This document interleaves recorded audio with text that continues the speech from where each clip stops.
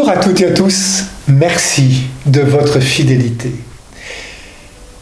Jésus prie souvent dans les évangiles, au moment de son baptême par Jean dans les eaux du Jourdain, avant de choisir les 12 apôtres, avant d'interroger ses disciples pour leur demander « Pour vous, qui suis-je » Après le retour de mission des disciples, Jésus exulte sous l'action de l'Esprit Saint.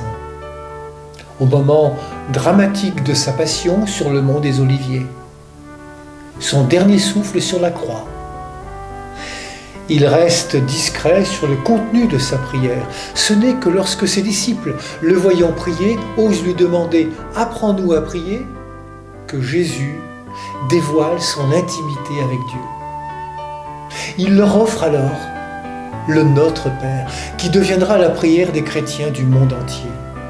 En appelant Dieu Abba, autrement dit Papa, il nous révèle la proximité qui l'unit à son Père. Il nous invite à nous tourner vers ce Père avec la même simplicité que lui, comme s'il voulait nous dire que dans la prière, Dieu est tout proche, jamais distant, jamais lointain. Dans la prière, Dieu est accessible par toutes et tous. Prier, c'est entrer dans une confiance avec Dieu. S'adresser à Dieu comme à un père, c'est reconnaître que nous sommes filles et fils. C'est donc entrer dans une relation filiale. Reconnaître que nous sommes filles et fils du Père, c'est s'engager à vivre comme tel dans ce monde. Comment ? Que dit la prière de Jésus ? D'abord, en sanctifiant son nom. Autrement dit, en vivant de l'amour gratuit dont il aime toutes ses créatures. En semant cet amour par le témoignage de nos vies. Et puis, en travaillant à la venue de son règne. C'est le témoignage de la proximité de ce règne qui donne toute sa place à la justice, la paix, le pardon, la compassion, le don de soi. Et notre Père se termine par 3 demandes qui nous montrent qu'on peut toujours compter sur ce Père du ciel en toute confiance.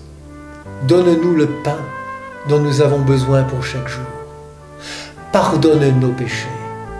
Ne nous laisse pas entrer en tentation. C'est une manière humble de reconnaître que nous ne sommes pas tout-puissants et que notre vie ne sera pleine et heureuse qu'en Dieu. Jésus nous montre à chaque page d'évangile qu'il ne fait rien de lui-même, mais qu'il s'en remet en totale confiance à celui qu'il appelle son Père.